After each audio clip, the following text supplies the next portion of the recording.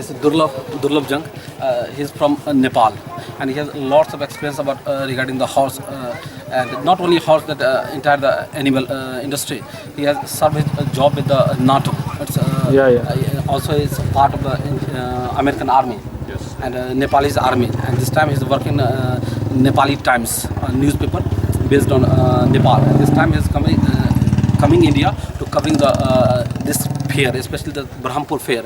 He heard lots about this fair. So welcome Durlabh in Indian Horses channel. Thank you very much, Kunal. As you know that Indian Horses channel is a very renowned and very good channel in India and across the India, and not only India, across the world. Yeah, exactly. And Lal Singh is the moderator of the Indian Horse channel. So, what do you think about that Indian fair, especially animal fair, and the difference between the Nepali animal fair? Well, while saying about the animal fair, like I have visited different places, Sonipur and in Rajasthan, this fair. Comparing with that, I think this Brahmpur is a bit like small, yeah. And however, the horses are very nice, well bred, yeah. But the horses I have seen in most of the like big tents like this are overfeeded. The horse should be like this. This is well fed, well trained, and it has to be like this. Not just a bulky horse. Yeah. When your horse is well fed, you will see from just first impression, it will be very nice. So I think like some of them are really underfed, and some of them are overfed. How can you justify that this horse is well fed, not overfed or not underfed? Well, when I see you, Yeah. from your expression, from your body language, I mean from your body structure, I can tell you are overfed or underfed, right? Nutrition or malnutrition, same thing. It comes to with the horse. The well-fed horse, when you toss here, you will not find the rib cage. You will not feel. And when you toss behind the horse, there is a carnage. Yeah, you will not see that carnage. If it is In well-fed horse. well-fed horse, yeah. If it is under malnutrition or less fed horse, you will touch here, you will feel the bones, the rib cage, and here you will see the lineage. So broad chest, well, it's not yeah, it's really good and silky, hair, shiny hair.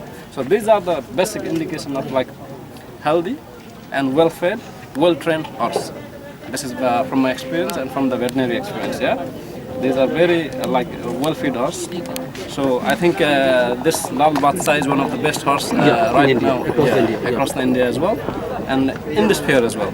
Okay. So this is what I have observed. Actually, Ghosh Khan is honored this horse, and that Indian Horses channel already certified that his speed is more than 45 km/h in gates, not in gallop. Rawal Chal. Rawal Chal. So it's great, and I think that is most fastest horse across the India. That's absolutely very nice to see that the Lal Badashah is one of the fastest Rawal Chal horse across the India, and he covers like 45 km/h. That's incredible. Yeah. You can't see any horse across the India who runs that fast in the Rawal Chal. That's incredible. Lal Badashah. What do you think that the difference is between Nepali breeds and Indian breeds? Well, I have learned a lot of fair. I have attended a lot of fair in India. So looking at them, I think you have taller horses comparing to Nepali the breed. The breed we have is Chatanya pony. Those are pony, and Bhutia, one of the strongest in Himalayan region. Yeah. Yes. So which are like very good for the Himalayan region.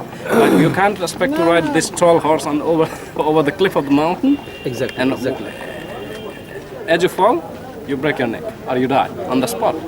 So Bhutia is best for Nepal. So there is another called what do you call Jumli horse. That one you will find only in blue color, or let's say sabza, you call in India. So this is native bred to Nepal, yeah. And in India, the one I love is Kathiawadi, Marwari. I think this is from Malan region in Rajasthan, and Kathiawadi, Sindh are from I think Gujarat, some part of like Surat or Kutch. Kutch, yeah. So these are really the dream of India. However, the owners, the traditional owners, the traditional the Indian horses are like either overfeed or malnutrition. So only few of them have like good and sound knowledge about horses. even though they are the owner. You don't have to feed horse like, ghee, badam and all these things. No. That's a big no. Just give them enough minerals, enough fresh water and the grass. And when you have intense training, give them like half kg of chana, right? And you can give them like bajra. Those are the good things, yeah. And hay is must. So the horse will be in fit and fine, condition when you feed this kind of like feed. If you feed like, oh my goodness, they will perform well. I think most of the owner doesn't know that overfeeded horse will have like some laminitis on their leg, even the diabetes. Only the people, human will not have diabetes. The horse will, suffer from diabetes. This is the, like consequence of overfeeding the horse. So I think in equine industry or in equine enthusiast, they have to have the sound knowledge of how to, feed the horse and proper caring of the horse. You don't have to feed like kaju, badam, doodh and all this makhan, something they over-explain. Yeah, that's traditional thing. You don't have to do that. Enough grass, enough hay, fresh water, salt with iodine, yeah, and some grains. That's it. Like chana and bajra, the rest of the things. Do you think that any specific grain is good or that multi-grain? We are mixed that multi-grain like maize, wheat, chana, bajra, and all the things. Which one is good for the horse? Well, according to my knowledge and according to the army, the vocabulary, yeah, when you feed a maize, it has fats in it. Yeah, it has oil inside, so which is not really good for like running horse, right? But during the winter season, those are the best alternative for your horse. Like you can feed in January, July, in summer season like maize and like high protein diet. Soybean. Exactly, yeah. Soybean you can include because it helps them to digest, yeah. Because they pass against a lot, so it helps them to digest the food. But maize, it has a lot of oil inside. It has a lot of fat. So because of that, maize is not good to feed. During the summer season, yeah. During the winter, maize is one of the best fed.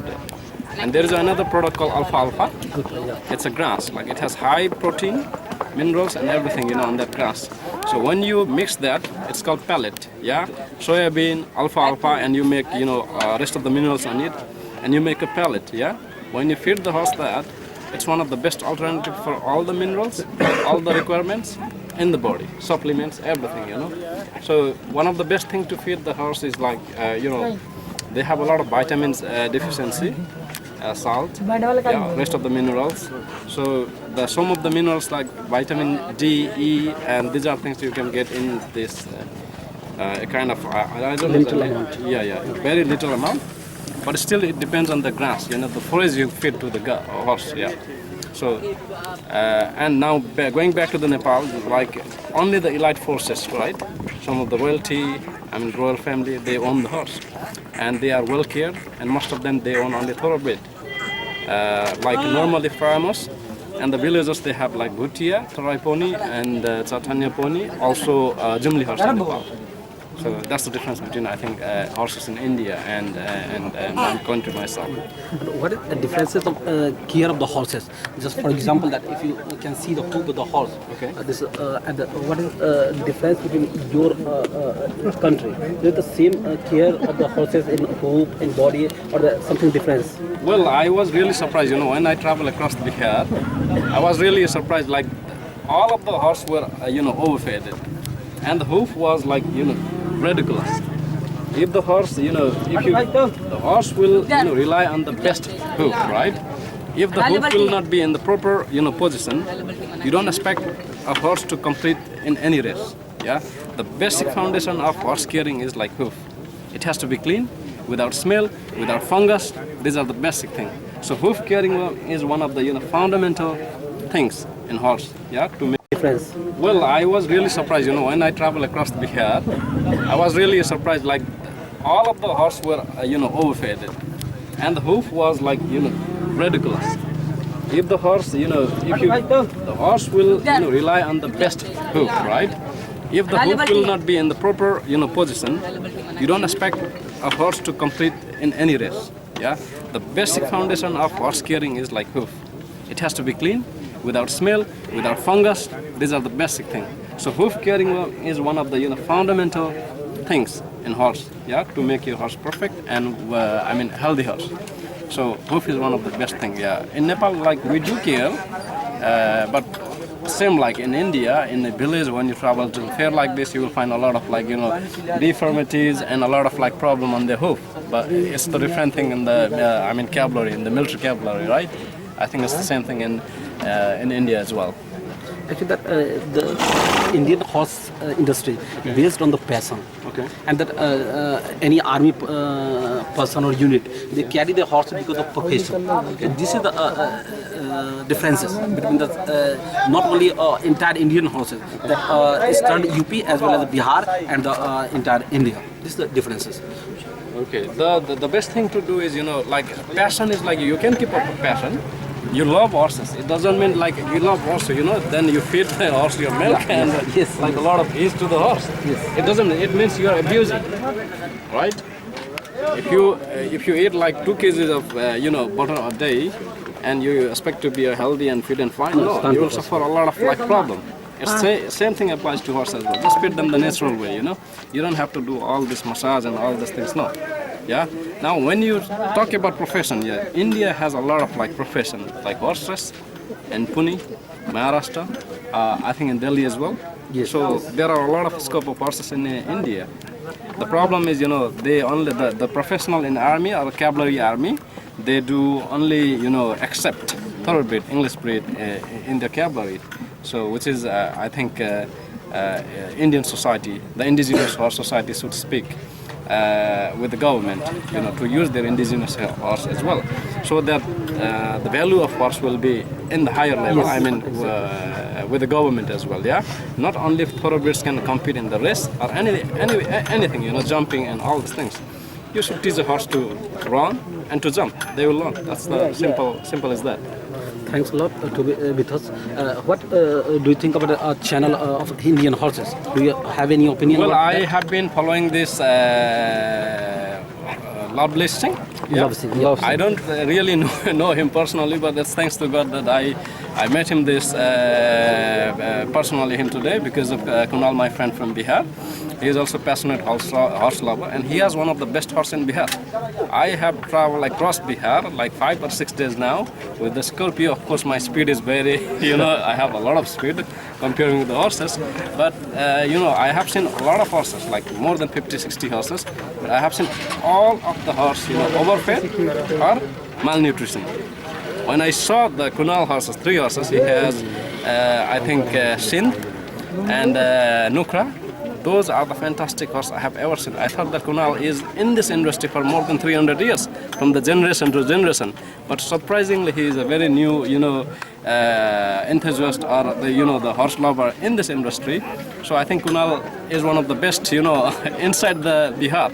So it was really surprising to me, and thank you very much for letting me to speak on your channel. No, thanks. But So, what do you feel differences between the professional rider, as you are seeing in Nepal or in India also, that in the race course, and the rider from that any village or any state like Bihar and UP? What make a difference between both of them? Okay. Well, when I see any Indian riders, when I travel to the rural part of India, personally, I don't want to abuse them or tell something bad to them. It's of course their business. Yeah. When I see them personally, my perspective of seeing those are abused. Like you can't let the horse to you pull the rein too tightly and bring them into revoltsal, right? Yeah. The horse has meant to gallop. This is the natural sal. You take a rest and you have plenty of free spaces, so you can go there and you can make an very big gallop, it doesn't you don't have a big problem with the land, right? So professional rider means you give less pressure to the horse, all right? So now comparing with the villagers or the rural part of India, they give a lot of pressure because they don't have that proper knowledge. Yeah. So I think some animal activist or some passionate horse lover who has a lot of knowledge about this, the horse riding skills and all these things, they have to introduce this or educate them. So slowly they will, I think, change the trend of revoltsal and all these things. Still you can, ride a horse in a guess, but in a proper way, You don't expect a horse to run. Yeah. You know, pull the rein too tight, right? You can teach a horse when you just leave the rein free and it's still in the gates. Like you can see in Spain, there is a Lipizano. They do great without pulling the reins. Yeah, yeah. They're very good in gates. Exactly, they are very good in gates. So there are a lot of saddle breed as well. So they don't, you know, pull the gates too much. I mean the rein too much. So they do great. That means Indian horse, Marwari, Sindhi, and Kathiawadi horse also can do that same thing. So it will be good, you know, if they practice some proper and scientific way of riding horse. They can teach. I mean, they can learn from the professionals. Simple as that. Again, would you like to say anything or make any comment about the Indian Horses channel? Well, yeah. I wish, you know, he will continue this more and more. He will show the world, you know, what India has to offer. Like there are a lot of gyms hidden in India, right? In every corner of the India. So he's exploring India and he's showing to the world. Yeah, that's the best thing he has, and I wish he will continue forever. Thank you. Thank you very much. You're welcome.